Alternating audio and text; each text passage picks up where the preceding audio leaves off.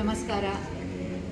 ಇಂದು ನಾವು ಇಂಥ ಒಂದು ವಜ್ರ ಕ್ಷೇತ್ರ, ಇನ್ನು ಪುಣ್ಯ ಸನ್ನಿಧಾನದಲ್ಲಿ, ಇಂಥ ಶಕ್ತಿ ಸ್ಥಳದಲ್ಲಿ ಚಲೋ ಮಂದಿರ್ ಟ್ರಸ್ಟ್ನವರು ನಮ್ಮ ಸಮಾಜಮುಖಿಯಾದ ಹಾಗೂ ಇಂದಿನ ಕಾಲಘಟ್ಟಕ್ಕೆ ನಮ್ಮೆಲ್ಲರಿಗೂ ಅತ್ಯವಶ್ಯಕವಾಗಿ ಬೇಕಾಗಿರುವಂತಹ ಅನೇಕ ಕಾರ್ಯಕ್ರಮಗಳನ್ನು ಹಮ್ಮಿಕೊಳ್ತಾ ಇದ್ದಾರೆ.